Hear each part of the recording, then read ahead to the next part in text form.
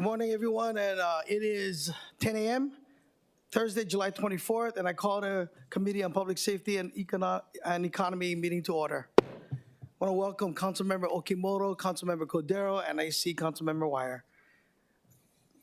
Excuse the Councilmembers Kiaina, Nishimoto, and Tupola. Pursuant to Council Rule 8D, I designate Councilmember Chair Cordero as a temporary voting member. Thank you for helping us achieve quorum. Okay. Pursuant to Section 92-3.7 Hawaii Revised Statute, this meeting will be conducted as a remote meeting by interactive conference technology with the following procedures in effect for the meeting. Members of the public will be allowed to provide oral testimony on all items on the agenda, in person or in council chamber, and remotely when each agenda is taken up. As both English and Hawaiian are official languages of the state of Hawaii pursuant to Article 15, Section 4 of the Hawaii State Constitution, and Section 1-13 of the Hawaii Revised Statutes, members of the public may testify in either language. For all testimonies referred in Olelo, Hawaii, additional time may be necessary and will be allowed for the testifier to provide an English translation of their testimony. Before testifying, each person shall state their name. Each speaker may not have anyone else read their statement, as it is limited to 1 minute presentation on each item. All persons who have registered to testify in person will be called upon first. When the timer goes off, please conclude your remarks promptly. Persons who have not registered will be given an opportunity to testify following the registered testifiers. Once in-person testimony has concluded, I will proceed to remote testimony. All persons who have registered to testify remotely by video conference or telephone will then be called upon. When your name is called, please monitor your screen and activate your audio feed when prompted. For persons who are testifying by telephone only, I will identify you by your last 3 digits of your phone number. When your number is called, please listen for your prompt and unmute and press *6. When I call for anyone else standing by remotely, please utilize the Zoom raise hand button to indicate your desire to speak. For those joining us by telephone only, please press *9 to indicate your desire to speak. Some friendly reminders and tips: video conference from a quiet location if possible. If you're watching the proceedings on Olelo, please mute your television when you are called to testify. When the timer on the screen reaches 0, please conclude your remarks promptly. HR Section 92-3.7 requires that all votes at remote meetings be conducted by roll call unless unanimous. Therefore, I will call for objections, and if there are any, I will call for a roll call vote. Written testimonies, including the testifier's address, email address, and phone number, will be available to the public as described on the posted agenda. As a courtesy, please turn off all cell phones for the duration of the meeting. All right, committee, let's move on to item number 1, Resolution 25-192, accepting the gift of $5,000 to the city from Glenn and Sandra Moribe for the Honolulu Fire Department Accelerant Detection K-9 team. And here from Honolulu Fire Department is Mr. Hong.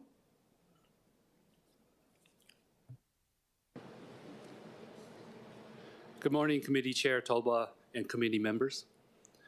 I am Battalion Chief Pao Chi Huang with the Honolulu Fire Department. The Honolulu Fire Department would like to thank Glenn and Sandra Moribe for their gift of $5,000. Glenn and Sandra have been a regular donor in the support of dog teams on the island of Oahu. I do have to say that our K-9 team consists of firefighter Micah and Chetta, and our accelerant detection dog, her name is Eve. They were actually scheduled to be here today, but unfortunately there was a building fire out on the west side. They are currently assisting with a fire investigation at this building fire. So their generous gift will go towards Eve's vet visits, food, training supplies, and anything else that she may need.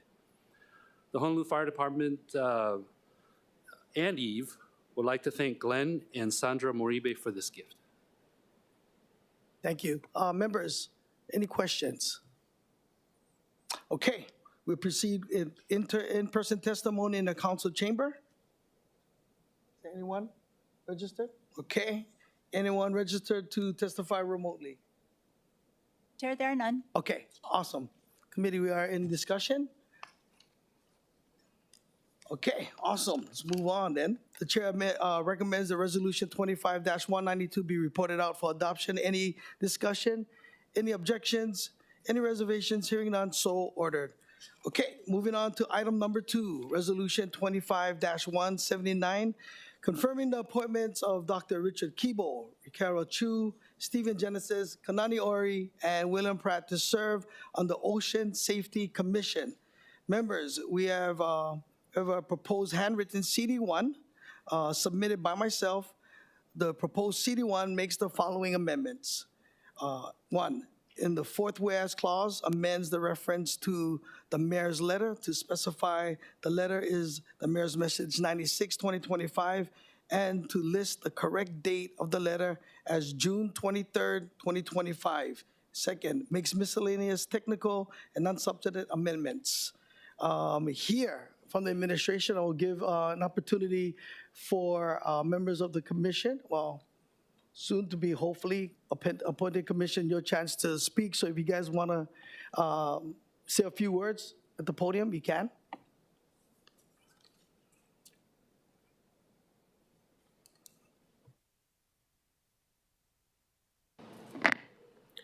Good morning, Chair Tolba, members of the committee. Mahalo for having us this morning. Raquel Achu, North Shore. Very honored to have been appointed and nominated for this position, and looking forward to creating a really solid foundation for our ocean safety workers. And I'm happy to answer any questions. All right, members, we can do this individually, or if you want everybody to speak and then, ask the questions of possible appointees. Well, Chair, I thought it would be good to hear from all of the appointees. This is a unique situation. Usually we have them one by one, but this is a group because it's the inception of the commission. So if it's okay to hear from them, I don't know, your call if you want us to answer questions at the same time, but I would like to hear from all of the nominees if that's possible. Yeah, we'll do that. We'll let everyone go ahead and speak, and then we'll give an opportunity for you guys to give questions, okay? All right, thank you, Sachu.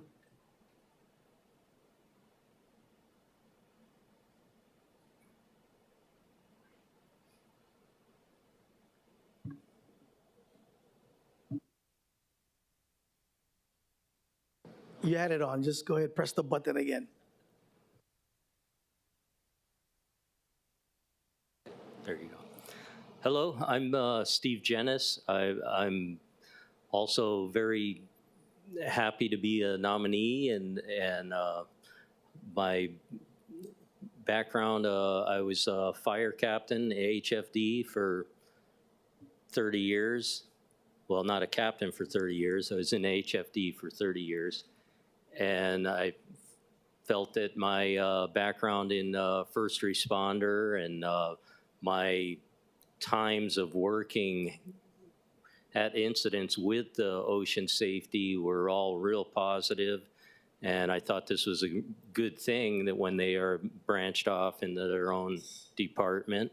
And I'm looking forward to helping where I can. Like I said, I lived here my whole life, lived near the ocean my whole life, and had a lot of experience while in the fire department. And I'm ready to, move forward and see where this goes and help as much as I can. Thank you. Oh, go ahead, Councilmember Okimoto. Sorry, Chair. Thank you. I'm actually thinking if it's okay if I ask everyone when they come up. So the one question, maybe two questions I would like to, if all of you could share with us, is what do you think your main role will be while serving on the commission? And you sort of shared it, but why do you want to serve on this commission? You kind of gave a background on yourself, but I want to understand if the people who are nominated understand what your role on the commission will be and why you want to do this. It's non-paid voluntary positions. Well, since we haven't really started, I don't know the actual roles, but my role will be, I know we're going to evaluate the department and try and move, get things done the way we think are a positive way of moving forward with. Thank you. Thank you, Chair. Okay, Councilmember Wai, why don't we, as they come up to share, why don't we just ask the questions now, if that's okay? Yeah. Okay, Councilmember Wire. Thank you, Chair. Yeah, I was just going to say I was going to defer to you for process because I think my question, similar to Councilmember Okimoto, would just be applicable to everyone. And so I'm then happy to have Raquel, I guess, come back up after, or however a chair wants to do it. So I think the main thing, I mean, obviously the charter outlines all the responsibilities, and like the last nominee mentioned, reviewing the department or reviewing the budget and working with the department. I think a part of the role is also taking input from the community. That could also include ocean safety personnel, lifeguards, our tower guards, our rescue. And so I guess a couple things. One is if you could maybe just describe your experience in engaging with diverse groups of people, just important qualities for communicating with those groups of people and taking input, you know, whether it's showing empathy, active listening, all of that, just how you would engage with particularly the public. And then secondly, and I know we kind of discussed this in some of the meetings we have, if just some of the things you would be looking for when evaluating or making decisions on who should be the chief for the department. Mahalo, Chair. Thank you for that. Raquel Achu, North Shore. I think working with a diverse group of people makes the tasks at hand even more successful when you reach the end, because you have a variety of different perceptions or perspectives of what your tasks are. So there will be challenge, without doubt. There will be probably difference of opinion, but it's getting through those actual pieces that make you the successful foundation that you want to build, right? So understanding that when you approach a person, a situation, a matter at hand, there are going to be difference of opinions, and understanding that if something comes to me, I may have a perception they didn't think of, and they'll have one I didn't think of. So it's coming to that common ground and really kind of meshing everything together and being able to come to a common ground. But that the goal at the end is to have a strong foundation and success for the department as a whole, but specifically for our watermen and women. Thank you. And then just the second part was maybe qualities you'd be looking for in a chief.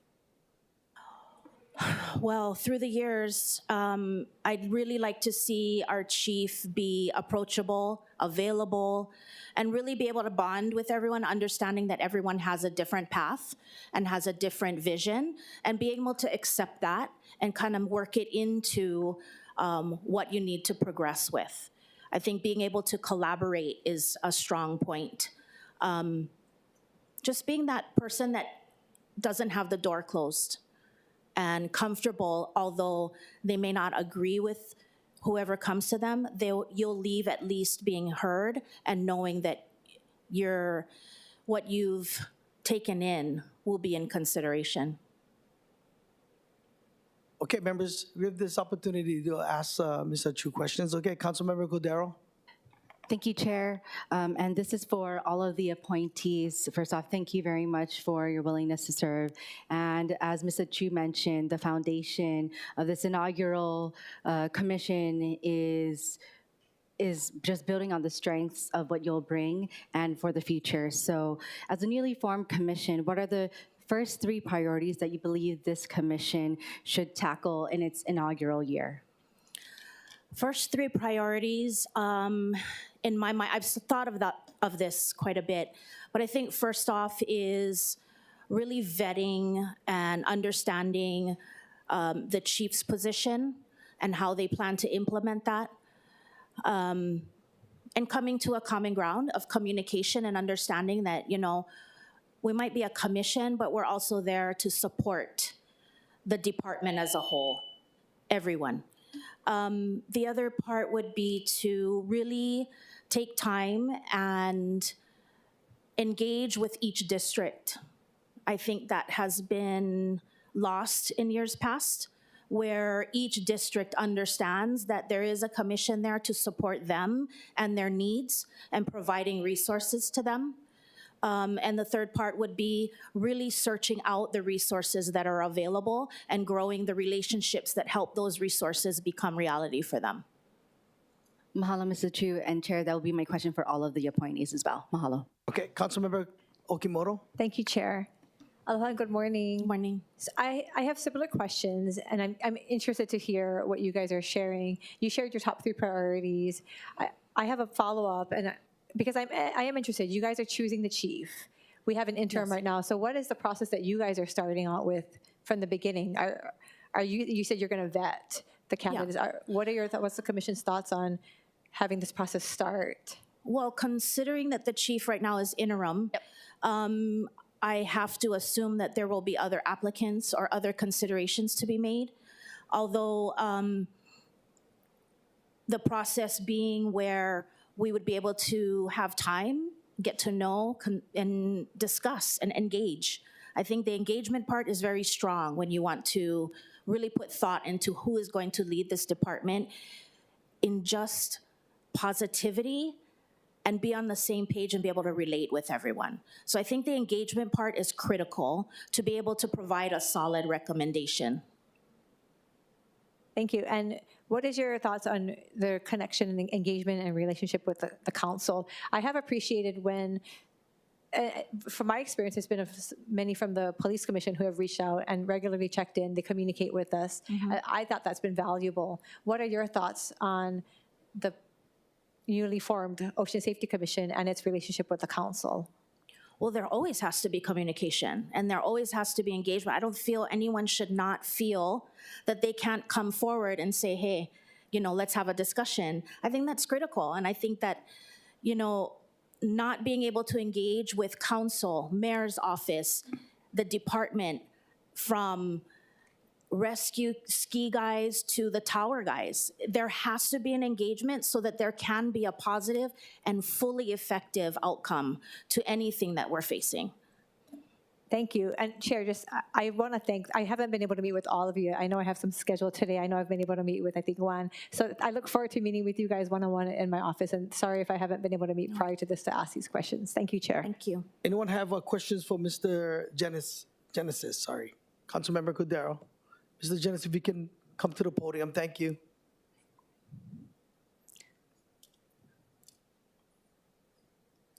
Aloha, thank you very much for being here. I had the same question as I have for all of the appointees, that what are the first 3 priorities you believe that the commission should tackle in its first inaugural year?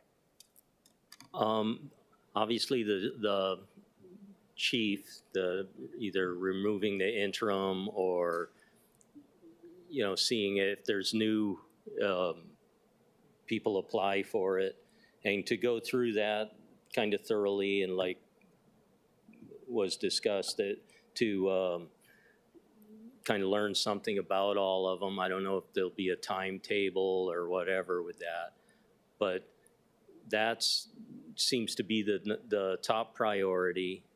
Another one I've thought of is just training, how they're take a look at the training and equipment that is, the needs of the department. We're going to be there to support and help out with that, try and find out what direction we're going with that. And manpower, I think manpower is a big issue. Whether it's whatever department, ocean safety, fire, whatever, that you have to have we live on a large island population-wise, and we need to have that coverage be adequate. I think we have a world-class department, and we want to keep it there, and we want to keep moving into the future, help it be better. Mahalo, Mr. Janice, for especially highlighting training, and I think that's very valuable. Mahalo, Chair. I want to welcome Councilmember Dos Santos Tam. Whoever else want to step up to the podium?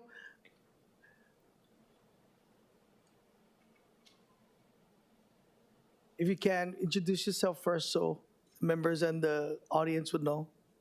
Aloha, Kanani Auri. I'm also from the Haleiwa Wailua area, and very happy to have the honor to be nominated for this position.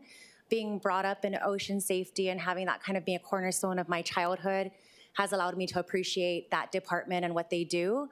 Coming from a family that has a lot of first responders, I also appreciate that and see the challenges from one department to the next. And I'm hoping that my upbringing, as well as my career in business and my passion about the community, can help me to be a good asset on this team. All right, members, we can go ahead and ask the questions, or if you remember what the members asked, you can just go ahead and try to. All right, let's see if I got this or not. So for our top 3 priorities, I think that the first thing will be to establish how to properly choose a chief for the department.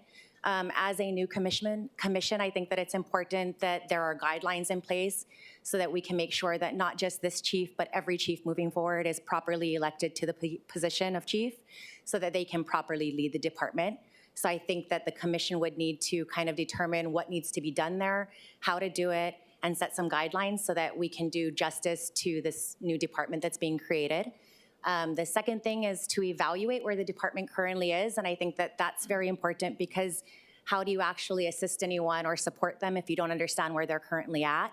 So that would involve a lot of community outreach as well as outreach within the department, different divisions, and then with you folks so that you folks can fill us in on where it's been, where it's going, and where you think we should go.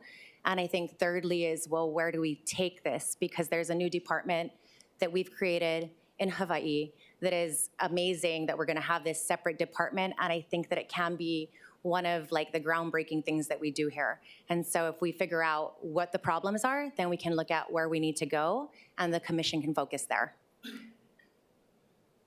To Matt Wyer's question, council member, in terms of leadership, I think that it's important that whoever is the leader has a very keen sense of what we need in this department as a first responder, but also as a waterman.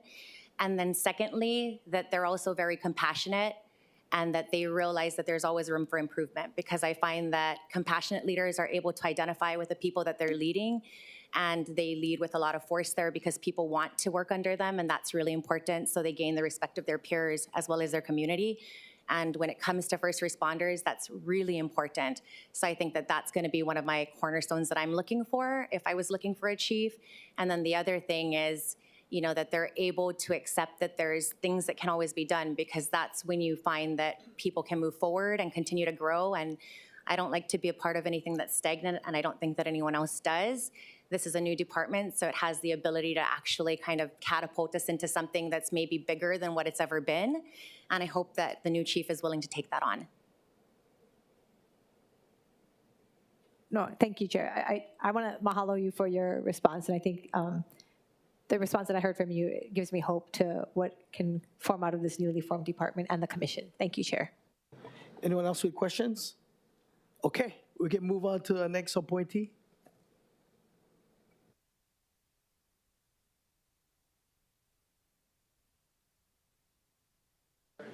It's on. Already on? Okay. Aloha Chair Toba, members of the City Council. Richard Kebo here, longtime resident of Ewa Beach. I've grown up on the beach. My children are now the 5th generation residing in the Ewa Beach area. One of the reasons I chose to put my name in to serve on the commission is what's been described as some of the duties for the commission closely aligns with my background as a business consultant, service on my homeowners association, state commission, but also as a longtime surfer, and also now a small business owner of manufacturing stand-up paddleboards and surfboards. Some of the top 3 priorities that I see the commission is, one, acting as advocates, advocates on behalf of the community, advocates on behalf of the ocean safety department, and then being advocates for the ocean safety chief. I feel like part of our other role is to make data-informed decisions rather than just anecdotal evidence. We need solid data. And I think the third priority that I see coming in is ensuring that we have a chief that can serve the people, but also serve their frontline staff. What was the other question? Councilmember Cordero. Thank you. My question was, what are the top 3 priorities for the commission in its inaugural year? In its inaugural year? Oh, okay. I feel like I kind of addressed that, but yeah. So basically, making data-informed decisions. How can we be advocates, but also how can we ensure that we've got a chief that serves the department, but also serves the community as well. Councilmember Okimoto, sorry. Thank you, Chair. Thank you for sharing your response.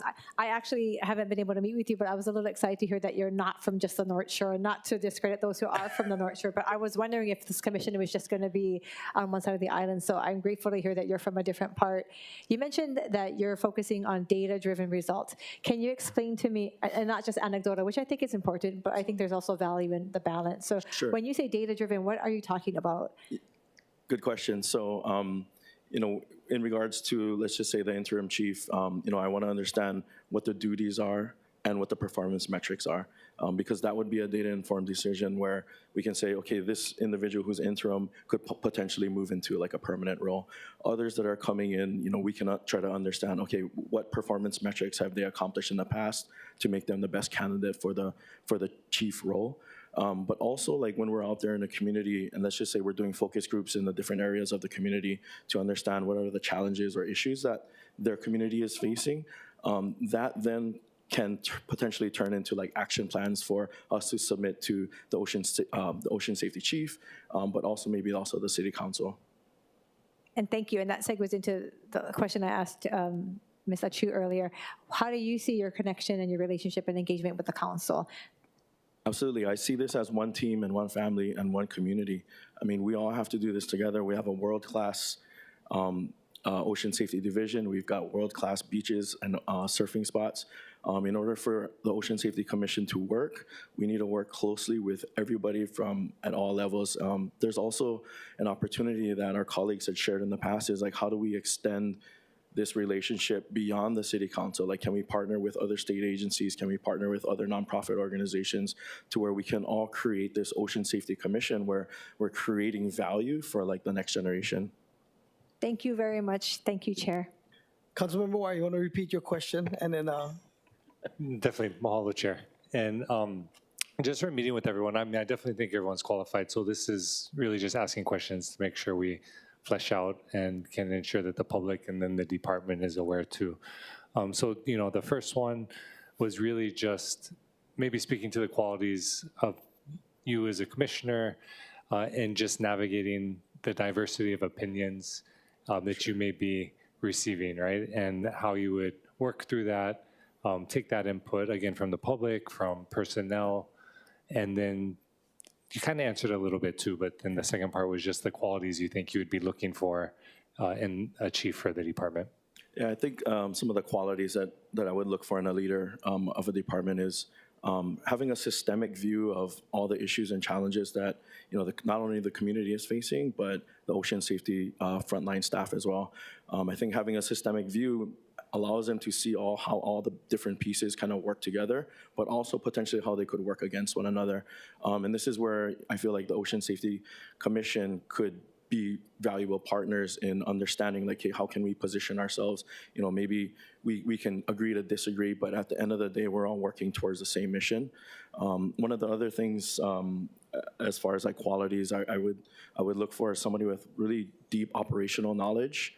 Not only on what it takes to be a frontline staff, but also all the intricate details of running different stations, running different operations. So that's kind of what I would look for. And then as far as diverse opinions, I mean, I think my background as a business consultant, facilitating focus groups, or whether it's like teaching in a classroom, there's value in different perspectives. They're all unique, and I think our job is to be very objective in how we're responding, facilitating, collecting that data, and ensuring that their input is validated. The community out there is going to be sharing with us all sorts of things, right? And because of that, I think there's an integrity on our part that we've got to show that we value what you're going to share. And we're going to take that into consideration. It doesn't mean that we're going to be able to do everything that everybody is asking for, but as we run with this approach of let's understand what these issues, let's understand these other issues or challenges. Different perspectives are going to come up, and I think our job really is to be objective and validate and keep it as in the integrity as solid as possible, and produce quality recommendations to our colleagues and constituents. Thank you. Mr. Pratt, would you like to come up?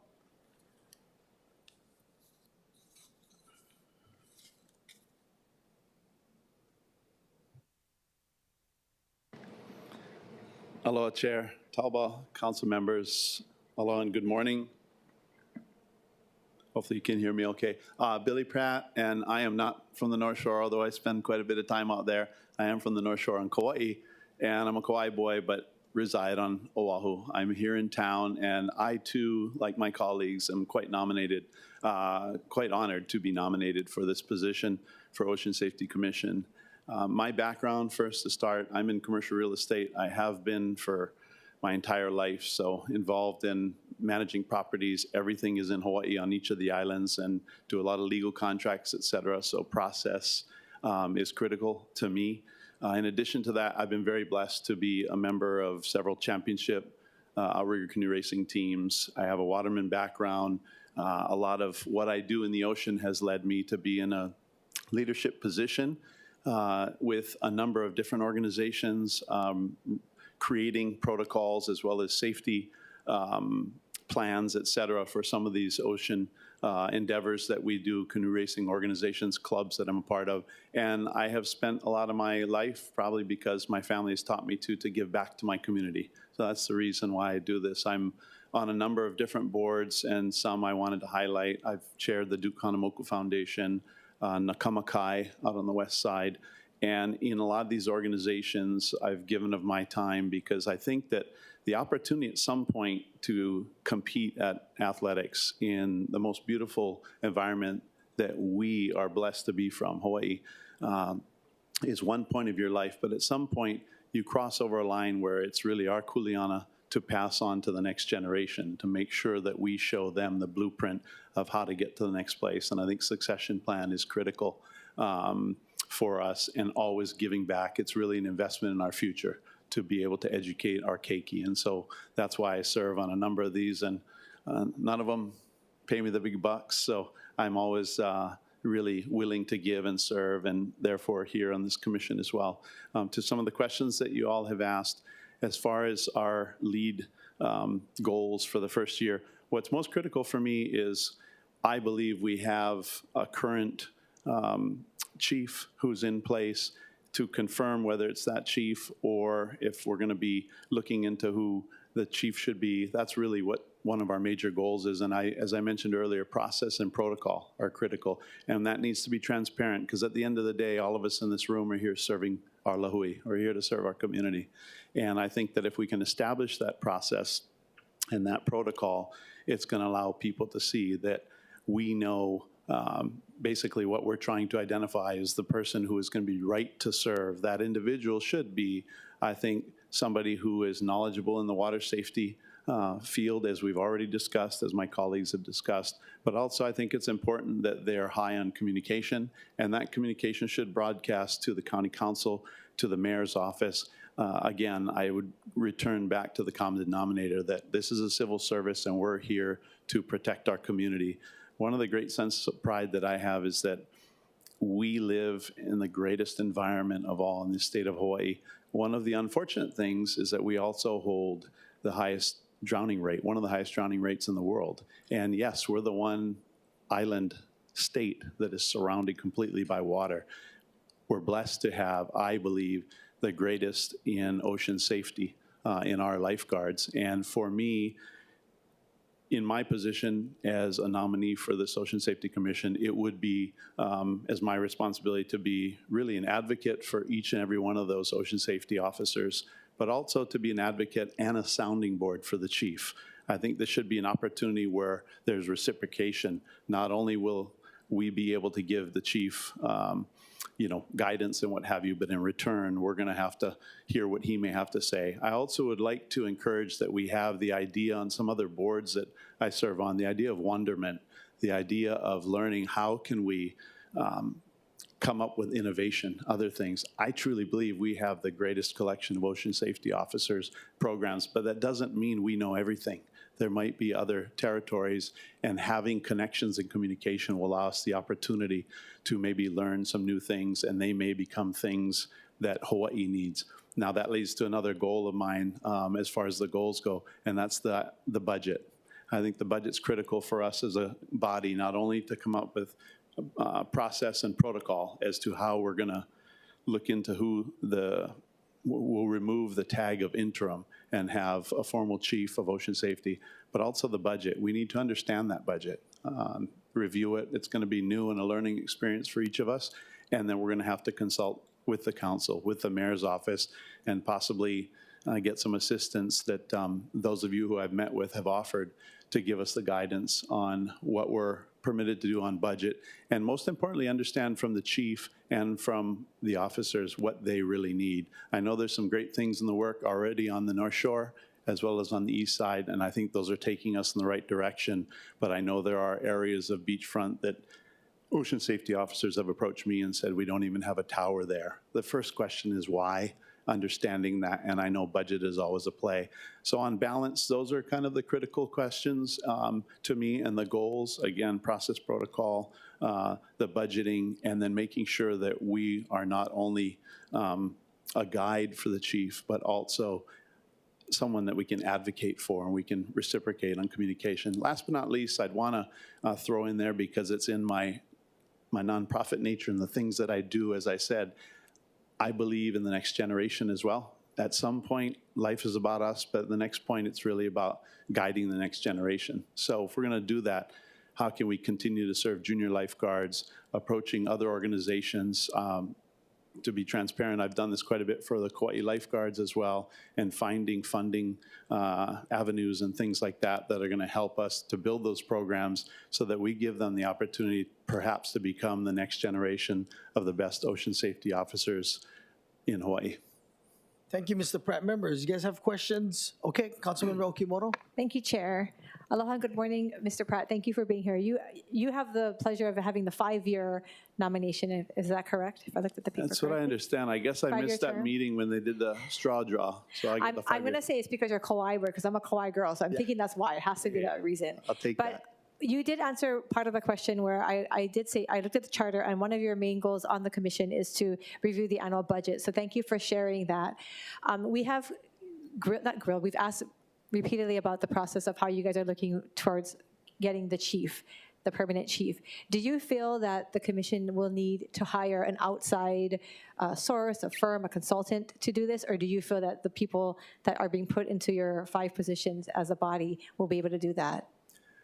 In our initial meetings, great question, by the way. In our initial meetings, I'm very impressed with my fellow colleagues. I think it's something that we could task, but I have also been experienced in hiring a third-party agency here local if we needed just the platform to allow us to get applicants in. I think that if you put the interim against them in a transparent process, we were able to put apples to apples. We'd be able to look at each of the names, see what their qualifications are. And I think what's critical to me is not just their knowledge and experience ocean safety-wise, but it's also that communication factor. And I think for me, I would believe, in my mind, it would be great to have a symbiotic relationship with fire, with EMS, and we want to have that person in communication have that kind of alignment, because as civil service, it's only going to make the islands better. So I think that I feel the caliber is in the room, but I would take sage counsel from the county council, but also the mayor's office as to whether there is funding, how much that would cost, and if it would be worthy of getting a third party to allow us to set up the organizational structure with us reviewing the product that comes in as applicants. Thank you, and thank you for being open. I am hopeful. I see that you guys all have connections to ocean safety or first responders, but you do come with your diverse backgrounds, which is really, it's hopeful. It's really enlightening to see. I personally am hoping that you guys can do this without having to go outside, but we'll listen to all that you guys need to do, because this will require budgeting for, a fee like that, but a service like that. But hopefully within what you guys have, this can be done. That's just my personal opinion, and maybe you can change my mind otherwise if that if the circumstances change. But thank you for answering that. I think we're paddling the canoe in the same direction on that. I think that there is a vast experience here, and it'd be nice for us to finally get in a room after the process is complete and be able to sit down and look at what that looks like, what the timeline is, and set up the structure for that process. Thank you. Thank you, Chair. Okay, thank you, Mr. Pratt. I want to welcome Mayor Blangiardi to the chamber. Mayor, would you like to say a few words? Of course, put you on the spot, right? Walking in, you always get something nice to say, right?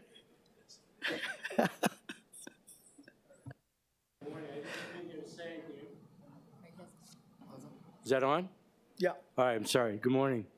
I didn't come in here to say anything, but I'm going to take the opportunity. Thank you.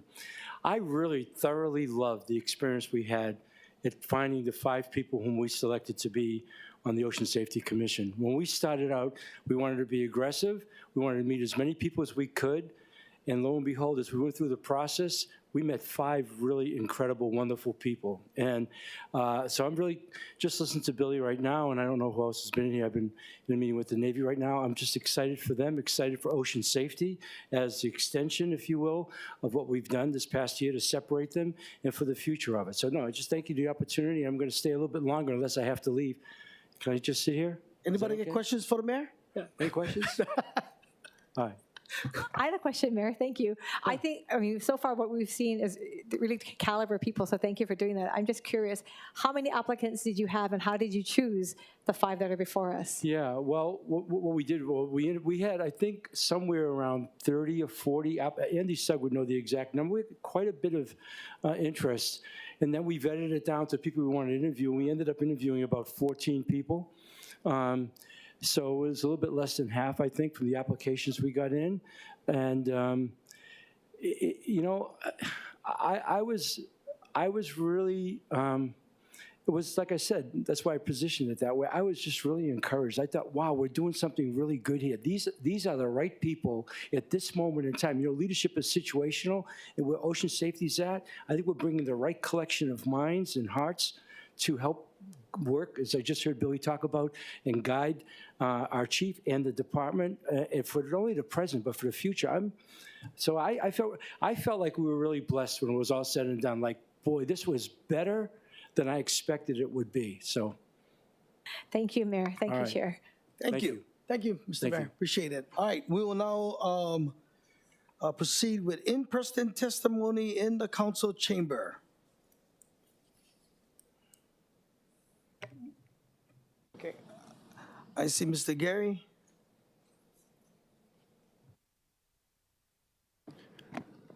Yeah, good morning, everybody.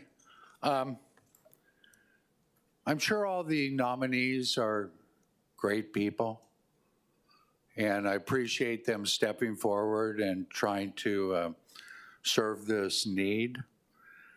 I listened as a lot of them spoke, and one of the concerns I have that I've been getting feedback from the lifeguards that are working is that there's nobody there representing their life experience of being an actual lifeguard.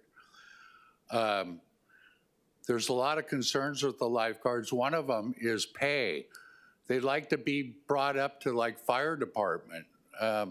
They're first responders, and I've seen their checks, and these are guys with wives and kids that they can barely get by on. I mean, so I hope the new commission takes into concern with that. And also, the one issue that I've been passionate about is the commission and ocean safety capturing private funding.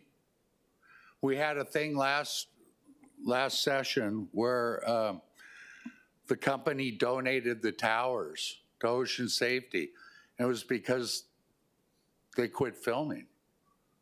So ocean safety got $250,000 worth of equipment, but it was for the wrong reason. There's many companies out there, foundations and stuff, that I'd like to see the commission tap into to provide capital money, trucks, jet skis, paddle boards, drones. And in turn, if that stuff is contributed to ocean safety, then we'll have more money to pay our lifeguards so that they can have a decent living. Bring them up to the fire department level. So I hope the new commission will take those ideas and accelerate them. Brian Caolano was a huge proponent of this. He's in the movie industry, he has contacts. He told me that years ago, this is going back over a decade, where he had Toyota that was coming and wanted to give trucks. He had jet ski manufacturers. All they wanted to do was have a picture with them saying they supplied ocean safety. Just an association. So I hope the commission and the mayor's office will really look at this and think about the 300 guards that are in towers. That's an extremely stressful job, sitting there for 10 hours a day looking for danger. It's really stressful, and I hope you guys will advocate to bringing their wages up to where they can be comfortable. A lot of them have to have second jobs to just get by. Thank you for your time. Mr. Gary, go ahead and introduce yourself, first and last name, so Tim we can have that Gary. on a record. Oh, Tim Gary. Okay.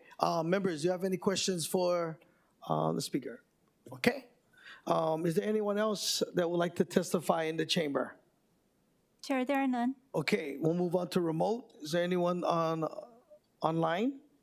Chair, there are none. All right, members, we are in discussion. Councilmember Wire. Thank you, Chair. Not a voting member, but happy to be a part of the conversation. Appreciate that. And just wanted to note that if the result does pass out, I'd be fully supporting it at the next council meeting. I appreciate all the time that the nominees made to just talk through the various issues regarding the department. And for me, I think my underlying values when we're looking at just the responsibilities of the commission doing the operations evaluations, the budget evaluations, evaluating the chief, taking input from the public, I think everyone is capable of that. And my underlying priorities are enhancing safety, both for the public and for the personnel, and then two, enhancing and increasing the quality of life for those lifeguards as well. And so just to speak to Mr. Gary's comments, those were discussions we had in our meetings with the commission as well. And I do have full faith that they're in alignment with that and looking at how we can better improve the quality of life for our first responders. And so, mahalo, Chair. Thank you. Anyone else? Okay. I'm excited about the possibilities. I'm hopeful, I'm optimistic, and I know this is something that everybody wanted. The chair recommends the resolution 25-179 be amended to a hand-carried CD1 identified as OCS S 2025-0603 7/22/2025 at 1:01 p.m. Any discussions? Any objections? Any reservations? Resolution has been amended to a CD1. The chair then recommends that resolution 25-179 CD1 be reported out for adoption. Any discussion?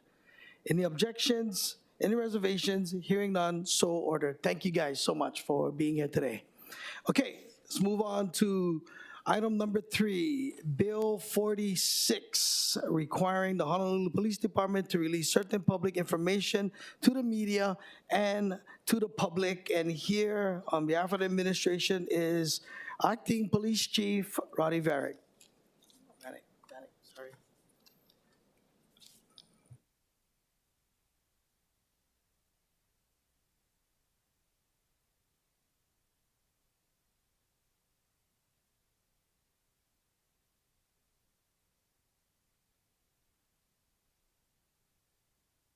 Morning, Chief.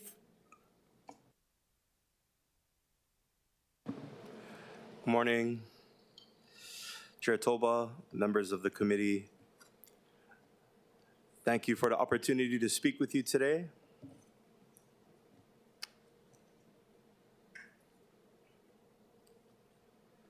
We understand and appreciate the intent of this bill to provide timely information to the public and enhance public safety. But as currently written, Bill 46 presents serious legal, operational, and ethical concerns that we cannot overlook. Therefore, on behalf of the Honolulu Police Department, I respectfully offer this testimony in strong opposition to Bill 46 as currently written. And before I continue with my testimony, let me explain what appears to be a change in position from the last time I testified before City Council. So I think the last time I came up, I had testified that other departments had figured it out, so we should be able to figure it out as well. So let me just explain. So when I came up and I had said that we had had a discussion and we were under the impression, we'd had a discussion with an individual who had told us that two departments who's well respected in the law enforcement community on the mainland, they had changed their position and they had given their radio systems to the media. And these are law enforcement agencies that pretty much set the bar across the nation, and pretty much they set best practices. So based on that information, we said, maybe we need to rethink our position and we need to, what I had said, figure it out. So that prompted what I had said the last time. That same day, I went back to the station and I told our Support Services Bureau Assistant Chief, let's go check with them. Well, lo and behold, when we checked with them, we called the chief of those two different departments and they said the exact opposite. That is not accurate. We did not release our radio systems to the media. As a matter of fact, we would not release our radio systems to the media, and we will not be releasing our radio systems to the media, which actually supported our original position, and which I will be continuing to testify on today, is that we oppose the current form of this bill. We do support, let me clarify, we do support the intent of this bill. We do believe that timely information should be given to the media and the public. We completely support that idea, but there are other ways, and I'll go over that in my testimony, to achieve that without giving out the specifically police radio. So let me be clear, our dispatch radio often includes highly sensitive personal information. That includes names, home addresses, medical conditions, and criminal histories. Releasing this information in real time would violate Hawaii Revised Statutes Chapter 138, federal and state privacy laws on electronic communication, and the Criminal Justice Information Service, or CJIS, security policies. These are not optional guidelines. These are enforceable standards that exist to protect everyone. So what are other departments doing across the nation? Across the nation, most law enforcement agencies have moved to encrypted radios, as have we. Why? Because real-time audio contains constant streams of confidential information, criminal justice information, and personally identifiable information. Media members aren't vetted to access this data, and quite frankly, they shouldn't have to be. Instead, many departments offer public dashboards that provide timely, curated information, time and general location of the call priority level, final disposition. Some cities use hybrid systems with both open and secure channels, but those models are complex, risky, and not suitable for Honolulu's current operations. So what is HPD already doing? We are not waiting for a mandate. HPD is already acting. Here's what's happening. We expanded our media team. We hired a communications director and new information specialists to support timely communication. We've ramped up social media, growing from about 30 posts in January to over 80 posts in June. These include updates on cases, alerts, and community engagement. We've built a new media alert system ready to notify outlets immediately about major incidents, aggravated assaults, homicides, robberies, even bomb threats. And we're launching a new media portal on our public website. It will include 24-hour calls for service data, social media feeds, traffic and arrest highlights, wanted persons, press event notices, and more. Everything in one place, secure, centralized, and legally sound. Bill 46, as written, is not narrowly tailored, and it puts private citizens' information at risk. HPD is committed to transparency, but that transparency must honor legal boundaries and protect the people we serve. We respectfully ask the Council to reconsider this measure and work with us on alternatives that balance access with responsibility. Mahalo for your time and commitment to public safety. I'm happy to answer any questions that you may have. Thank you, Chief. I want to welcome Chair Waters. And pursuant to Council Rule 8D, I designate Council Chair as a temporary voting member. Okay, members, any questions for the Chief? Councilmember Okimoto. Thank you, Chair. Good morning, Chief. Thank you for being here with us. And thank you for explaining your backstory on the previous hearing till now. You mentioned the legal ramifications that could come if this measure passed in its current form. Could you explain that just a little bit more for the Sure. record? How would information getting out there with certain situations, how would that impact cases legally? So we're required by the FBI to adhere to their security policy when it comes to the release of criminal justice information. We have access to their system, which requires us to protect personally identifiable information and criminal justice information. So criminal justice information for the layperson is when an officer goes to a scene and they run an individual for their criminal background. So they run their background check, what they've been arrested for. That information is held by the FBI in their system. We're required by their security policy to protect that information from anyone who's not allowed to have that. Basically, anyone who doesn't have a law enforcement reason to have that, which includes the media or the public. If we violate that, that could result in sanctions up to and including taking that system away. So if that system were to be taken away from us, basically an officer would not be able to run that type of check.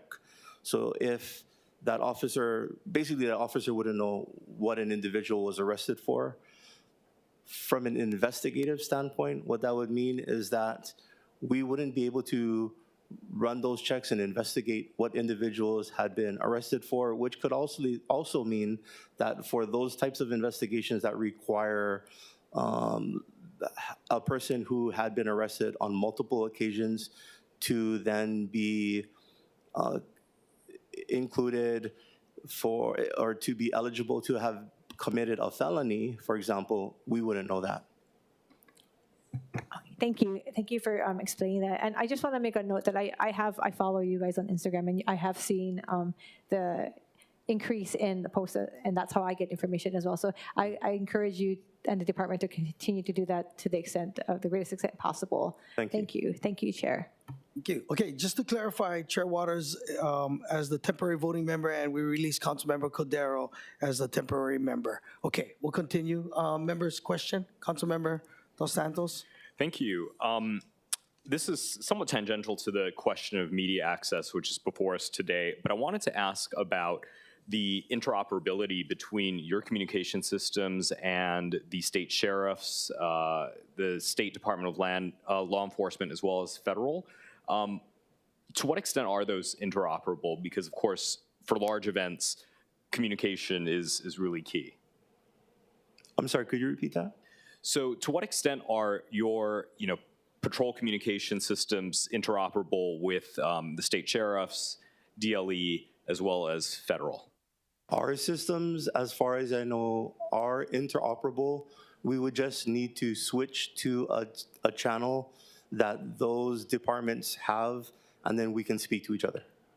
So those are not automatically on a regular basis activated. Somebody has to make that decision. That's correct. When we are working with each other on an event that would require interoperability, we would have to physically plan with each other to say, hey, this is the channel we'll be using, and then switch to that channel. That's correct. And then, so to what extent are the state sheriffs or DLE communications disclosable in the same way that we're looking at via Bill 46? Do they follow the same rules that we're looking at? Meaning, would their radio systems be subject to this bill? Is that what you're asking? Kind of. I'm actually kind of asking it the opposite way. Is the state system already subject to disclosure in this way? And if so, if you're in a situation where you have to interoperate with them, wouldn't that mean that the HPD systems are also subject to this same kind of disclosure? I know that they have access to, if I'm not mistaken, the same CJIS systems that we do. So if they were to be subject to this Bill 46, they would run into the same security issues that we would, yes. Yeah, I guess what I'm asking is, if the state's already doing this, then what's the problem with HPD doing it? But I don't know if the state is already doing it, which is what I'm trying to get at. Yeah, I don't think the state provides their radio system to the media. I could be wrong, but I'm pretty sure they don't. Yeah, I think that's something we can hopefully explore. But I want to make sure that if we're going to have disclosure from the HPD side, I think it's also important to have all of our other law enforcement partners be as transparent as possible. So that was kind of where my questions were going, Chair. Awesome. Councilmember Cordero? Thank you, Chair. Hi, Acting Chief Anik. I just was wondering, why would people's health information be released to the public? Like, what type of information is being transmitted through the radios that would allow for that information to be out there? Currently, there's no information that's sensitive that's being released to the public. I mean, okay, maybe not to the public, but to each other, to each public agency. What information is currently being released to other agencies? Because you mentioned that there's personal, there's health records that are then at risk for being released if Bill 46 were to be passed. So exactly what information is currently being transmitted over the radio to different public safety agencies? So there's juvenile information, which is protected by law. There's social security numbers, that's protected by law. There's medical information, which is definitely protected by law. Any personal identifiable information like date of birth, arrest records, that's also all protected information, which is you can be identified by. Anytime a person is arrested, they're issued what's called an alpha number or a state arrest identifiable number that's unique to the individual. So any information that's unique to an individual that can identify that person, that's considered personal identifiable information. That's all information that's regularly transmitted over our police communication radio system. Okay, and has radio access been given to media prior? Like maybe in the past 20, 30, 40 years? It was before, when it wasn't encrypted, when it was analog. But since 9/11, The federal government has greatly restricted that type of information to protect personal information. There's been a huge shift and mindset change by the federal government. Thank you. And first off, it's great that it's encrypted now so that it's not tapped into, which I get is the reason why your position is your position. But I'm wondering as to how you're going to strike that balance with the ability for information sharing as well as transparency between the department and the media. I know that you mentioned the posts via Instagram, and I know it's shared constantly throughout all of the social media platforms, but there still is that need for further transparency between our first responders, especially HPD, and the public. Sure, I agree. And I think it's more than just social media. I think it's all those other things that I talked about. So some of those other things that I said, like our communications folks, like the communications director, all of our other information specialists. So increasing our staff from 2 to eventually 6. Also, so they'll be available instead of just during work hours, 24/7. So when the media calls, someone is there to answer. We've increased our presence not only on social media, but even on our website, our public website. So now if you go to our website, there's active calls for service 24/7. We have daily highlights, which wasn't available online before. We have online arrest logs, so anytime someone gets arrested, you can go online. Before, you had to come to the station. Now it's actually online. You can go online and look, and any active call for service, you can actually go online and see every single call online right now, what's happening. You know where it's happening, you know what type of call, and that's online not just for the media, but for the public. And we even are working on a system where if the media gives us the number that they want to be contacted at, instead of having to go proactively to look, we will text them the information. The issue with having to listen to the radio before was if they're not listening to the right channel, island-wide, and they can only hear it once, they're gonna miss it. And if you've ever listened to a police radio, I don't know, sometimes it's like, wait, what did they say? But we're gonna actually text them the information, and if they miss it, they can go back and scroll and say, oh, that's what they said. We're going to do that, it's ready to go. We have a plan to meet with them probably within the next month or so. We wanna get their numbers from them. They tell us where to text it, we're gonna text them that information. That's ready to go.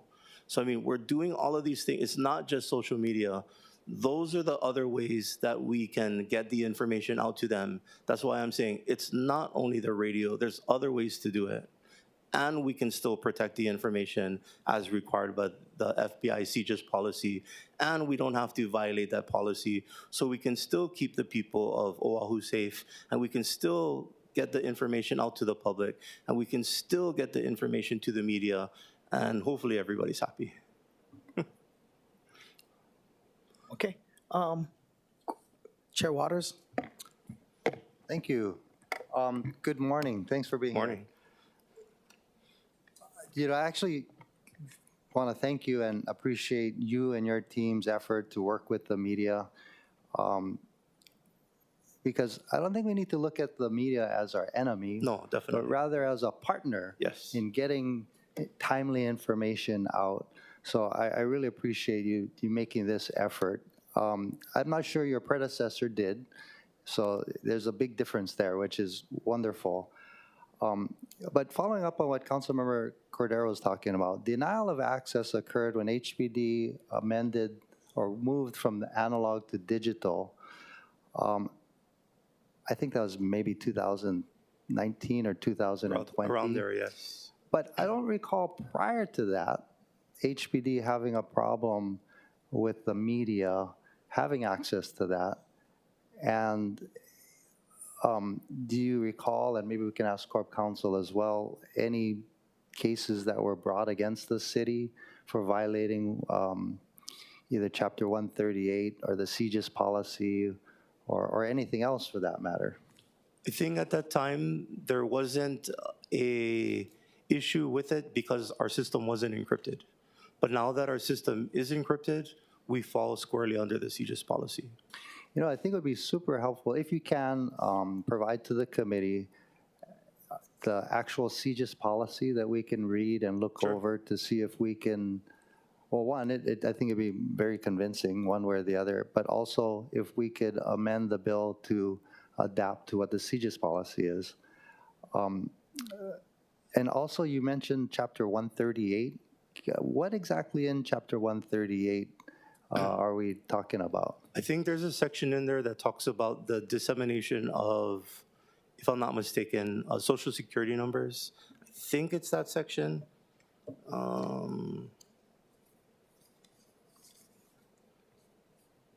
Let me double check. Hold on. Okay. And if you don't have that readily available, it'd be helpful to provide to the committee that information as well. And we'll be looking it up as well.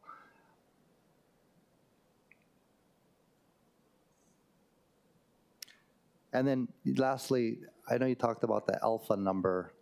I'm not sure the general public even knows what the alpha number is. Yeah. So alpha number is just a number that's issued by the state that identifies an individual who was arrested. It is called an alpha number because the number starts with an A. Right. Yeah. So. But I don't think the media has a list of alpha numbers with a corresponding identification of the person, right? I mean, to me, you look at an alpha number and it just as soon be, you know, Russian, because nobody really knows who that is. Could the police department use alpha numbers instead of names, especially if someone's already been arrested? As you said, everybody's been arrested gets an alpha number. I think the same like how a social security number, you wouldn't be able to look at it as a social security number and tell who that is. But just because it's a unique number that a person could be identified by that number, that then is a number that would be a personally identifiable number. Mm-hmm. That's why it would be considered personally identifiable. Okay. Yeah. Thank you, Chief. We really appreciate all your efforts. Thank you, Chair. Okay, Chief, I got a question before I go to remote and in council testimony. Does the department have any suggested amendments that, if enacted, would result in department supporting this measure? I'm sorry, one more time, I was distracted. I said, does the department have any suggested amendments, if enacted, would result in the department supporting this measure? Definitely. So if you were to take out Section 2, subsection B, subsection C, the chief shall enter into a written agreement with local media outlets for the purpose of providing access to the Honolulu Police Department's dispatch radio communications. I personally would support this entire bill. Thank you, Chief. Anybody, questions? All right, we'll move on to in-person testimony in the council chamber. Let me do, sorry. We have, okay, Mr. Gary, you can go ahead. Yeah, good morning. Tim Gary. I support the chief on this one, 100%. I remember the days when I had police scanners and people would listen to them and then go to the scene of the crime and get involved in stuff. And for some of the reasons that the chief gave, I don't think that access should be to the public. Like he said, if you go on their website, you can get a lot of information. The arrest, I think, I might be wrong, but I think they're posted like 3 times a day. And they're pretty up to date. Gives a list of the address, the description of the crime, and everything. My concern is if the public has access to scanners and stuff, there's going to be that element that are going to want to go and get involved and be part of the story. Okay, I have Christina Lockwood. I also have Jason Hagiwara and Matt Picente. You can go ahead and introduce yourself. Good morning, everyone. My name is Christina Lockwood. I am the general manager at KHON. I've been the GM here for 12 years. And in 2022, when we lost our access to police scanners, it has been very difficult, I'll just say. Chief Vanek, what you just mentioned sounds like an amazing system, but I don't know that that's in place right now. And so I'm not sure what that means. This is the kind of the first I've heard of that. So I'm just going to testify today based on what we do today and what our best practices are as of now. We currently get a media log, and I submitted that as testimony. I also printed it for you guys to take a look at. Basically, with this media log, and I'm going to give you, this is the last 6 months. And it shows some incidences that have occurred, but not all. And so if I could just kind of hand this to someone. Sorry.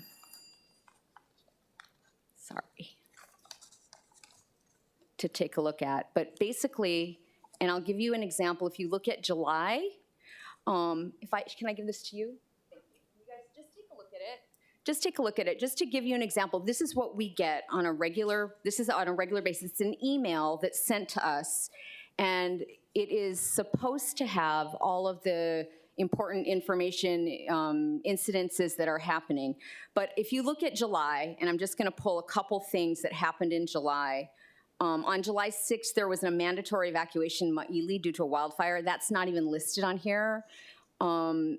July 19th, the freeway was shut down. That's also not listed on here. So those are small things, but they're small things, but not. I mean, actually, a mandatory evacuation is a big thing, right? And that's not listed on there. We do get the information from other sources, but it was so much better when we had access to the police scanner because it was in real time, and we really were able to understand what was happening. If something critical was happening in our state, it is our job as a media organization to serve the community and to really share with everyone what the dangers are, what is happening in society, and how we can really help them to stay safe.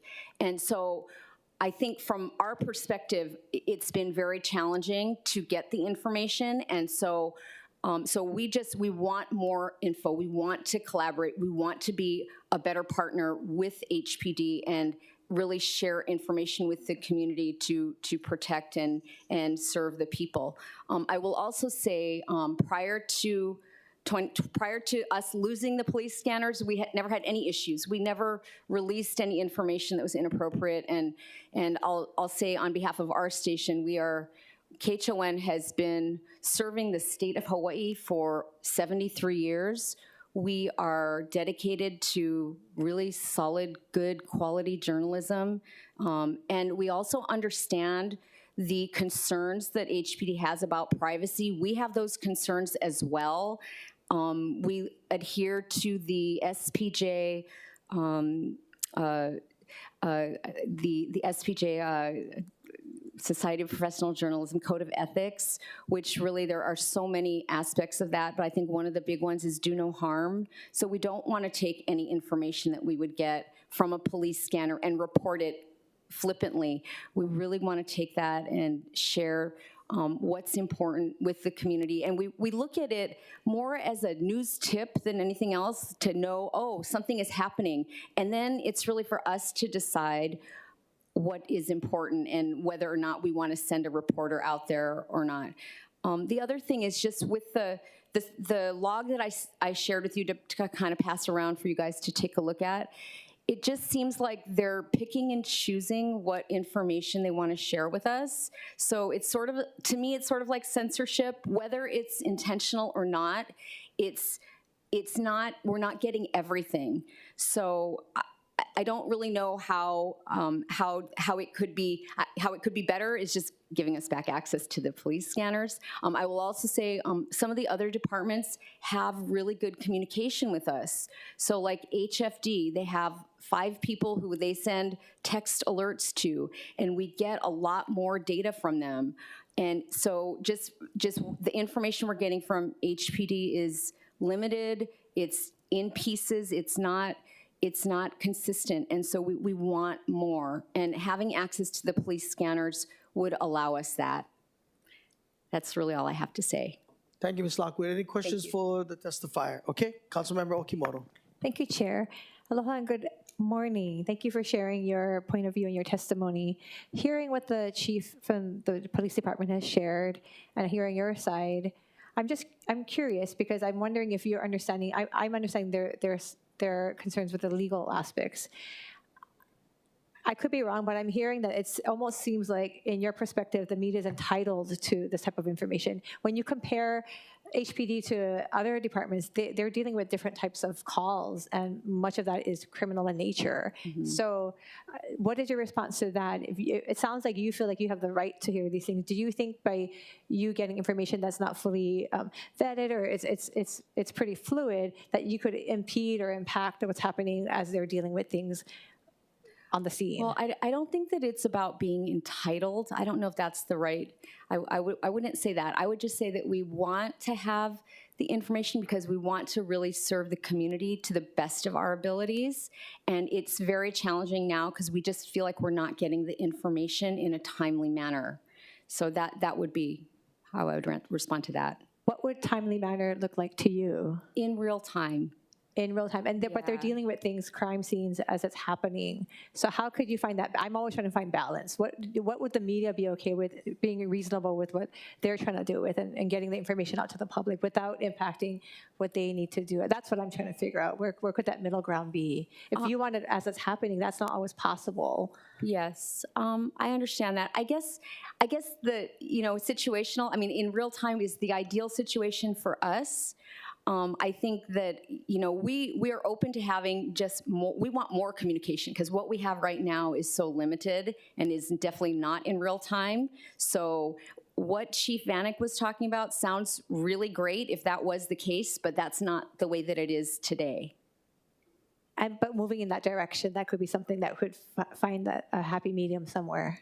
Yes, and I do appreciate and agree with the concerns related to the personal information that's being shared. We don't want that, and we don't want to hear all of that also.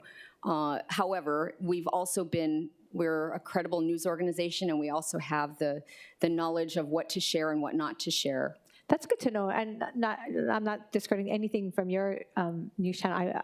I haven't had negative interaction, but I do know that many times stories go and then they have to be fixed or edited. So I think sometimes getting the most accurate information out versus getting it out the fastest is more important to someone like me. I agree, and I think our newsroom has a philosophy that we would rather be right than be first. And so we take extra time in validating things, fact-checking, making sure that the information we have and that we're sharing with our viewers is correct. And I say that with a lot of confidence that we really do our best to do that. I think that's a great approach. Thank you. Thank you, Chair. Thank you. Councilmember Wire, you had a question? Yes, thank you, Chair. And all of Ms. Lockwood for the testimony, all the work you do. We do have it on screen through the testimony as well. So just going through this conversation, I mean, really, I think I just wanted to maybe see if you had, could be real life example or a hypothetical to kind of make it more so folks can understand of a situation where maybe it's helpful for the community. So I think probably the best example, but it was a while ago, so that's why I don't know that it's been brought up. But on January 1 of 2024, there was a chase. There was a criminal who was wanted. There was a shooting in Kalihi, and then he was driving all over the island.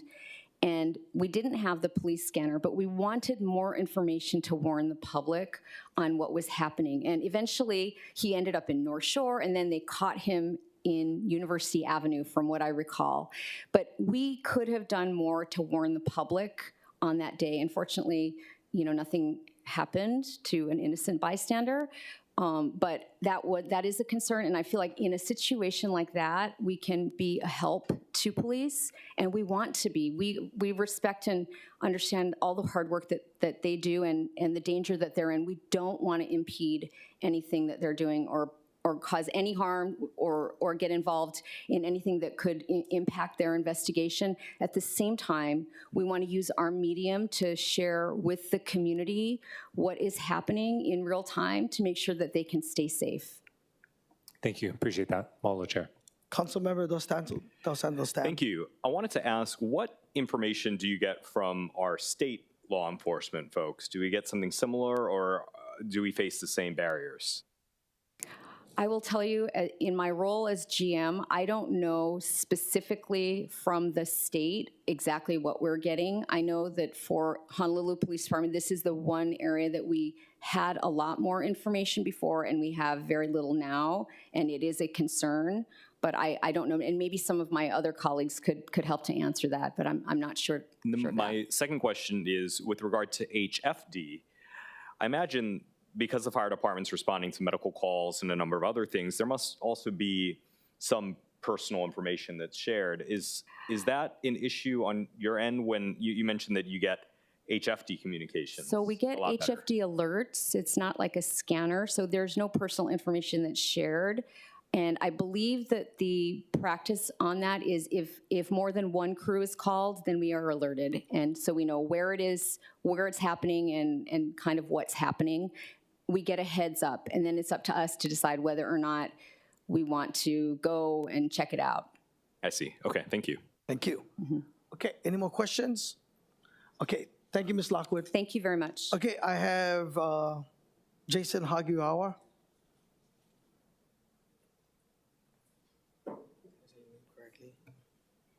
Aloha, Jason Hagiwara, General Manager for Island News, KITV, and KIKU. I think it's just the personally identifying information sort of component thing, I think, is probably everybody's hesitation, as you've seen it across the country in terms of why people choose to or not to release, or how to release in a way that doesn't reveal personal identifying information. We understand that. The part that I think I wanted to just explain, as it relates to TV stations and radio stations, we're all federally chartered, right? We are all chartered by the Federal Communications Commission. So we have obligations to be correct from the standpoint of and doing right by the license that the federal government then offers us. We're not just a media company or just a random media company. We have an obligation, and our core mission is to be that voice in the community. The part I have a small problem with, I guess, is when you're talking about delayed type of informations, all I would have you guys consider is how many more lives would have been saved if the police scanners were active and available to media on Maui during the wildfires? How many people would have been redirected to go to the correct paths to escape that location? Those are things I think about. And we have yet to understand or know what is coming up in our future here on Oahu as it relates to this bill and to the city of Honolulu, of what situations that could come up that we don't have that access to the information under the present system of distribution. But we have a lot of our integrity in terms of why we're credible sources, because we do vet stuff. You never see a story with some social security information or an alpha number that we wouldn't identify. We, even as it relates to putting a picture of a minor in a story that we put on TV, we self-regulate every single day. And I'm sure our colleagues here could agree to that as well.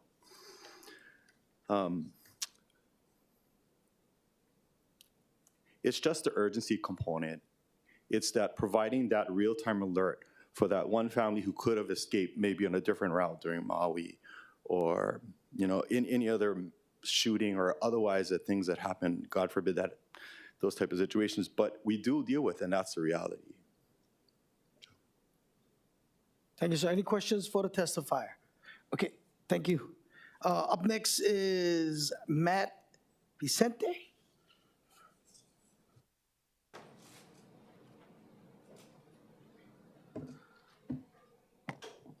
Hello, everyone. Nice to see you. I want to lead off. I'm Matt Piacenti. I'm the news director at Hawaii News Now. I want to start off by saying that myself and all our organizations have the utmost respect for the police department. They put their lives on the line every day, and that is something that, it can't be forgotten. But when we're talking about information, this is a new world. Verified and accurate information is the top priority. Local news outlets are a utility in protecting the public. There are too many examples of real-time situations where seconds count in getting life or death information out. Look at last weekend with the tsunami alert that we just had, hurricanes, the brush fires that we had on Oahu earlier this month, manhunts, car chases, as that was mentioned. Our megaphone to alerting the public is bigger than ever. Millions consume information on our platforms every day. We're not just a TV station anymore. We're on air, we're on our website, we're on our app, we're on our streaming channel. Millions of people are getting this information that we can get to them. But with that powerful tool is a responsibility. We won't report anything that isn't vetted and verified. We need to go to the story, get the correct information out quickly and responsibly. With scanner access, our job in protecting the public improves tenfold. The dispatch channel is just the first step in our process as journalists in delivering accurate and vital information. We're not here to be an opponent of the police department. We are here to help in getting their information out in a responsible way. We have great relationships with other agencies, and we want to have that relationship with police. And the best way to have that relationship is to have transparent communication in protecting the public. And I can't say that enough. We are here to help protect the public, and we have the access to do that. Thank you very much. Any questions for the testifier? Okay. Is there anyone else in the chamber that would like to testify? Chair, there are none. Okay, we'll move on to online testimony. I see Chris Leonard online. Go ahead, Chris. Good morning, Chair Tolba and members of the committee. My name is Chris Leonard. I am the president of the Hawaii Association of Broadcasters, which represents over 100 radio and TV stations across the state. I have nearly 40 years in local broadcasting, and I've seen firsthand how critical real-time information is during emergencies.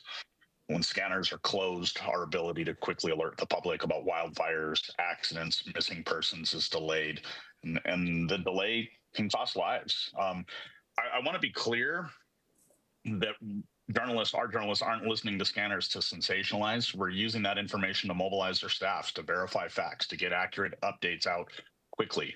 The concerns about officer safety, tactical safety, protecting personal information, PII as it's referred to, are absolutely valid, especially in today's world. But there are solutions. Credentialed access, encrypted tactical channels, audit trails. We ultimately can find a balance.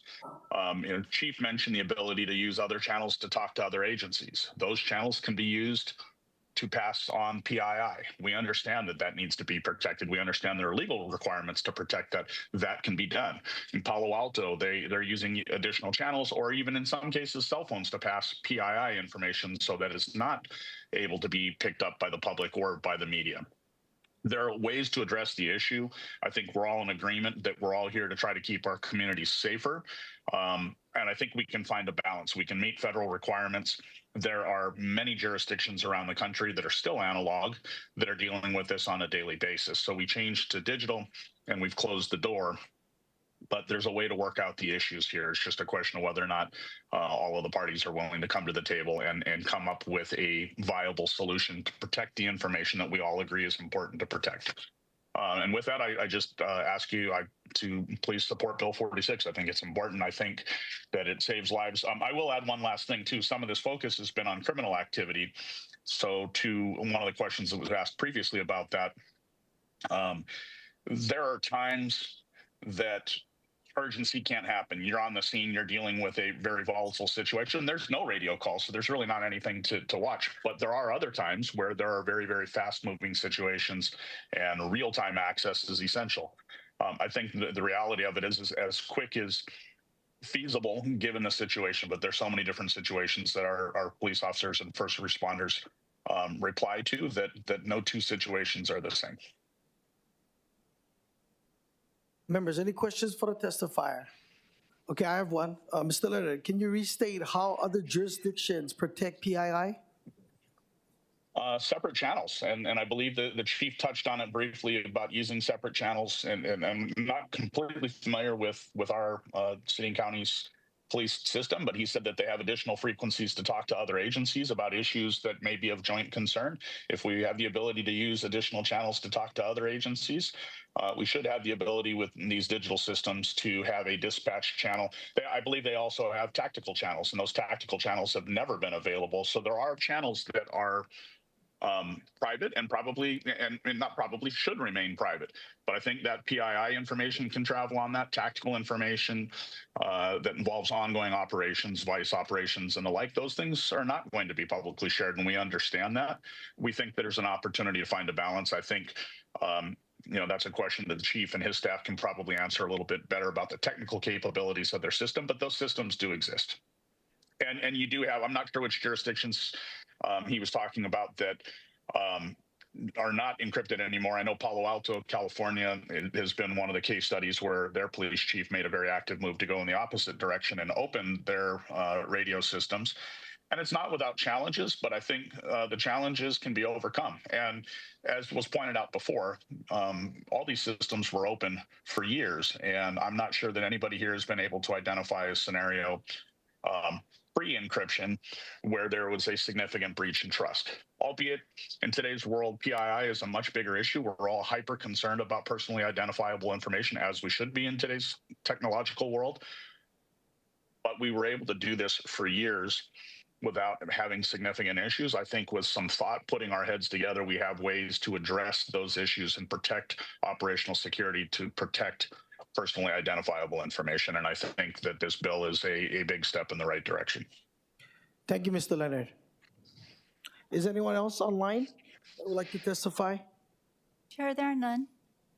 All right, members, we are in discussion.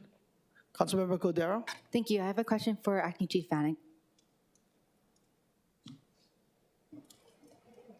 Acting Chief Fanning, I was just wondering about the section and subsection that you highlighted that you would like removed that would then allow for you to support this bill.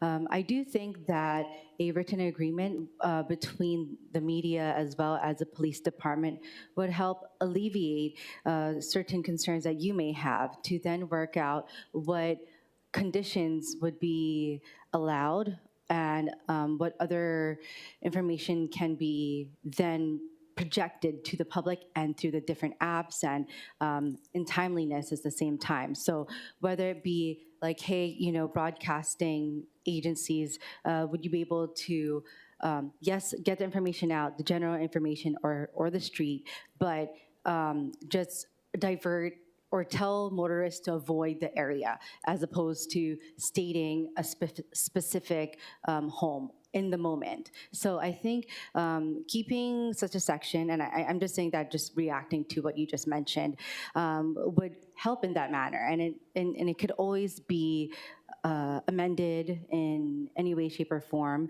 It doesn't have to be something like an RFP or a contract, but a written agreement could help in that manner. So I just wanted to state that as a response to what you shared. Thank you, Chief Fanning.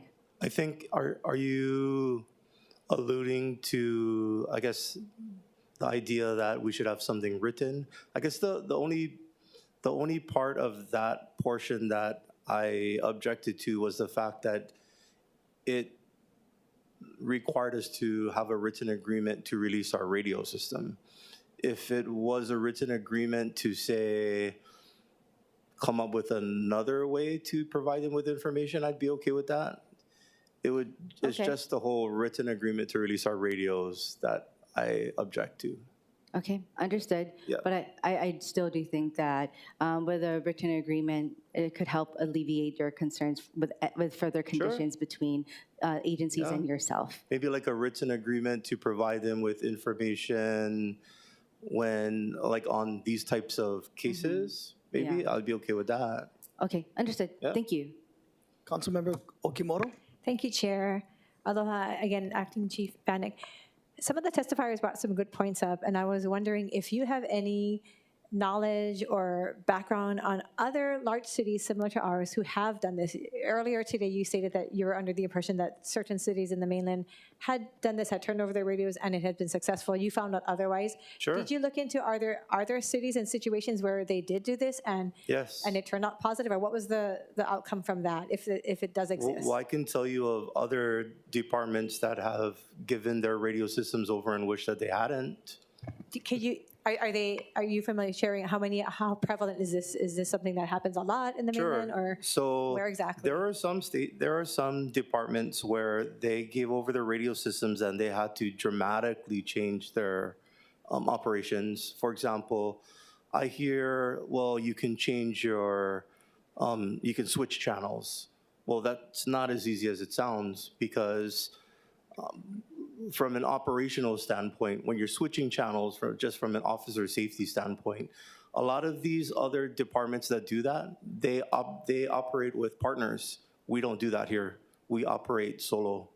So when you're operating with a partner, you can tell your partner, hey, while I'm watching this guy, you go run this guy for whatever. That's fine. That's great. But I can't do that if I'm by myself. And then if I gotta switch channels and I gotta take my eye off this person, that gives that person an opportunity to be aggressive towards me. And if you put an officer at risk and their safety is at risk, you put the public safety in risk, and that's not acceptable. Another option is, okay, well, you can switch channels or have multiple channels. Our radio system is not currently set up that way. Also, if the officer is switching channels, let's say, for example, and the individual or person that they're dealing with decides to use force against them, and then now all of a sudden they've switched to a channel and they're calling for help, none of their beat partners who are elsewhere knows that they switched channels. They might not be on that channel and realize that they're calling for help. So now they're dealing with an individual by themselves and no one's coming to assist them. That's also not acceptable. Also, if they switch to another channel, that requires a dispatcher to be monitoring that channel as well. I mean, do I really need to say we're already short dispatchers? So I'm guessing we'd have to hire more dispatchers. It just creates a whole bunch of problems when I've already kind of said we have options that we can do without giving up our radio system. It doesn't make sense to me. Thank you for clarifying that. And I was hopeful I liked what you said earlier to Councilmember Cordero, is that you said you're willing to enter even a written statement, but not a written agreement, but not with the radios. But going back to my initial question, sure. Are there examples of cities or other departments where they have done what we were asking you guys to do through this bill, and it's been successful? Successful? Or what has been the response for those I think that's a subjective question. I know of one department that has done it. And what's the feedback? Feedback? What has been the outcome there? I know when we've talked to them, they've wished that they didn't do it. That's all I know. And did they give reasons? They said that they had to dramatically change their operations. Okay, so that goes into, okay. I'm trying to understand where, again, we can find some kind of balance to getting information out to the media for public safety and not jeopardizing your operations. Okay, thank you. Thank you, Chair. Chair Waters? I can wait until we're all done asking questions. I don't have any further questions for the chief, but if anybody else has any further questions, but I'd like to, during the discussion, make my argument. I have questions, Chief. Sure. Other than the dispatch radio, what tools could HPD share that would provide real-time information? I think, like I had said before, we are able to share information to not only the media but the public. For all of the dispatch information, minus all of that other personal identifiable information, minus the criminal justice information, so we can share general locations, maybe like down to the block. We wouldn't be able to give like exact scenes, exact locations. We could share the type of case, for example, like an assault. We could share even the call signs or even the officers' information of who's going. We could share when they're going, when they get there, that kind of stuff. So basically all the information that the media or even scanners would have given, but once they get there, we can even share the duration of the amount of time, which we already do online, of how long they're there. We could share the type of case that's generated before they leave. We could share a bunch of information, but we wouldn't share when they get there, the names that they're running, all that other stuff, because that's the stuff we want to keep private, right? That's the stuff if we were going to your house, you wouldn't want people to know, right? So. Chief, you mentioned HPD would support the bill if we remove the section related to providing access to police dispatch radio communications, but that's the main point of the bill. So my concern with removing this is that we maintain the status quo. So your thoughts on that? Maybe we could reword it. Maybe reword the portion instead of provide the department's dispatch radio communication, reword it to provide something else, information that would be transmitted minus personal identifiable information and criminal justice information, just something like that. Cool. Thank you, Chief. Okay. Guys, discussion, questions? Chair? Okay, thank you. I'm asking you to pass Bill 46 as is, with the commitment that between now and our next public safety meeting that we work together to address some of the HPD's concerns, especially dealing with the CJIS rules, Chapter 138. And my understanding is that Corporation Counsel wrote a letter with concerns that we want to address. But I really do take to heart what Chris Leonard said earlier, that if we work together to figure out a system that'll work, the testifiers talked about real time. I think that's key, to the extent that we can work together to figure out. Everything you just said, Chief, was really great. And I commend you for your commitment to work with the media. But Bill 46 is that incentive to get everybody to the table. It's like deja vu. We were here a few years ago, and we heard kind of the same thing from the police department. And then we got a new chief, and everything kind of fell to the wayside. So here we are again. I think this is the third time I've either introduced a bill or reso to try to get to this point. So that's why I'm asking that you pass it out as is. And we could work on, I think it's section 2C, which, as you mentioned, Chief, we could work on some of the language that works, because we're concerned about public disclosure of personal information as well. I do want to point out, though, there is a safeguard, right? In section 2, subsection 2B, we're not talking about unfettered access to the public. The safeguard is it's to organizations that have a verifiable track record of professional journalism, including the employment of full-time editorial staff who adhere to publicly posted code of journalistic ethics, with a history of continuous publication or broadcast for at least 10 years. So to me, that kind of weeds out a lot of our concerns, right? We're really dealing with a lot of the people who testified today, the main TV stations and newspapers and publications. So, but I appreciate Councilmember Okimoto's version, which basically does what the chief wants, just get rid of the one portion that has the meat of the bill. No offense there. But I think we can rework that section to try to figure out how we can accommodate both sides. So thank you, Chair. I think, Chief, you wanted to add on something? Yeah, Okay. Respectfully, Chair, I think one problem with that though is, and I've talked to the FBI about this because really they're the ones who, it's their CJIS security policy.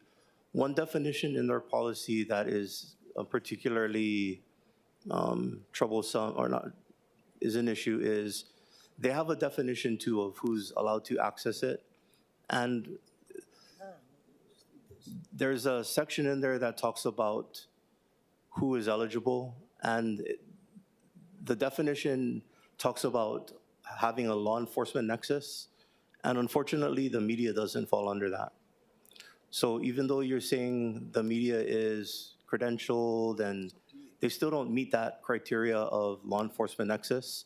So even if we were to come up with some type of, and they meet federal guidelines and all of that, they still don't meet that nexus.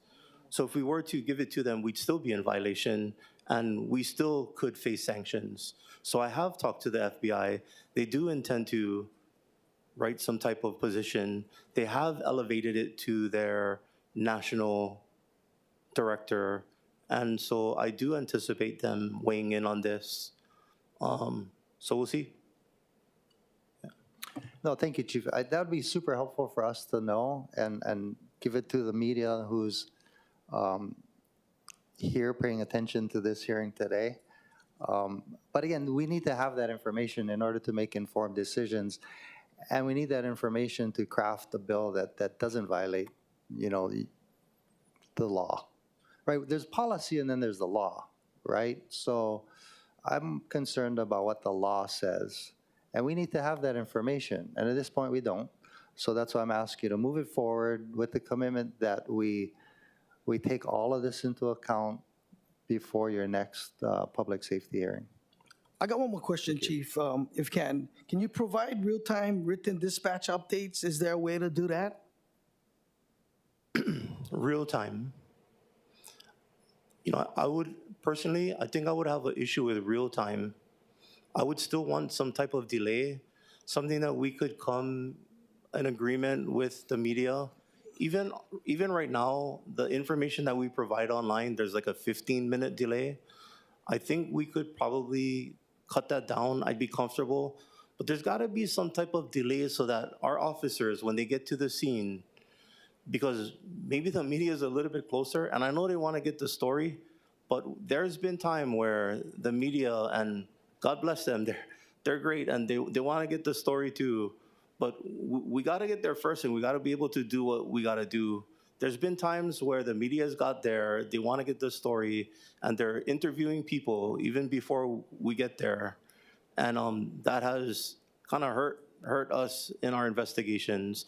And it's not because they're trying to do that. I mean, I get it. They're trying to get the story. But we want there to be a slight delay so our officers can get there. They can make the scene safe at the very least. They can interview the people they got to. They can catch the bad guys, because that's what we're trying to do, right? And having a slight delay, I think that will really allow us to do our job, keep our officers safe, keep the public safe, right? And still allow the media to do their job, get over there, get the news, get the story, get that information out to the public. We want to be good partners with them. That's my position, and that will continue to be my position as long as I'm in this position. Yeah. Thank you, Chief. Okay. Great question, Chair. I understand the argument dealing with personal information. And I actually understand the argument dealing with the real time. But within the bill, it says the chief of police shall enter into a written agreement with local media outlets. So we could solve that problem through the written agreement between the chief and the local media outlets. So again, we'll work on this between now and the next hearing, but I also want to encourage HPD to work with the media to figure out, because if you folks come up with a written agreement, we don't need the bill, right? But the bill is there to kind of make you guys work it out. Anyway, thank you. Awesome. Thank you guys so much for the discussion. It's also as my first chair meeting at, public safety. I'm excited. Anyway, members, like Councilmember Waters said, I did receive a memo from Corporation Counsel with concerns on Bill 46. I do want to continue pursuing the discussion on improving transparency between HPD and the media and the public, especially as it relates to public safety. I don't want to put HPD at risk of liability, and I also want to ensure that we address concerns as it relates to possible invasion of privacy. I also want to address the concerns that the bill may violate state law. So I'll be recommending that we move this measure forward because it'll go to full council and then back to this committee. We still have time to meet with the stakeholders of the bill to address the valid concerns brought up, but I do want to move the discussion forward and work towards making the changes to this bill. Okay, thank you guys. So the chair recommends that Bill 46, 2025 be reported out for second reading and scheduling of a public hearing. Any discussion? Any objections? Chair, just please note my strong reservations at this time. Hearing Thank you. reservations from Councilmember Okimoto. Any reservation? Okay, any reservation? Hearing none, so ordered. Thank you, guys. Okay. I did so. You good? You want me to? Okay, noting the reservations of Councilmember Okimoto. Thank you. All right. Okay, awesome. All right, moving on to item number 4. This was asked to be brought up from Councilmember Cordero. So we have an informational briefing, overview of the Honolulu Police Department School Traffic Monitors Program. And here with us, John Ishikawa, Sergeant, Honolulu Police Department members.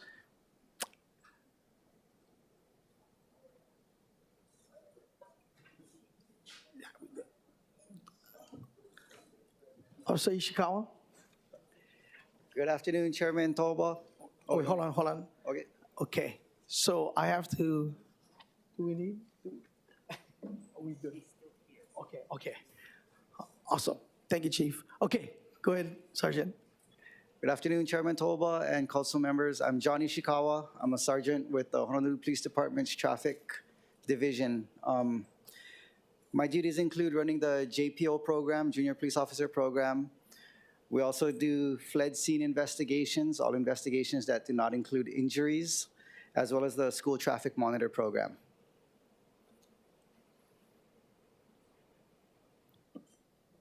Okay, short recess, please. Thank you. Short recess.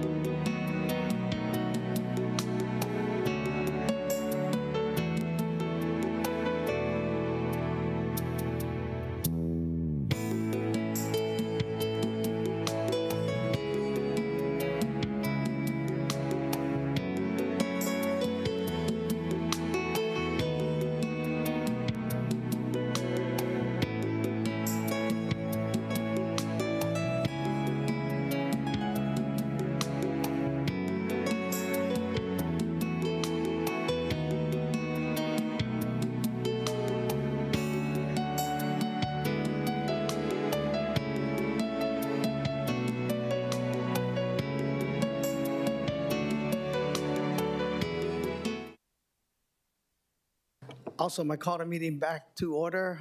The meeting of Committee of Public Safety and Economic back to order. Due to time consideration, I will cancel item number 4. Members, we are adjourned. Thank you.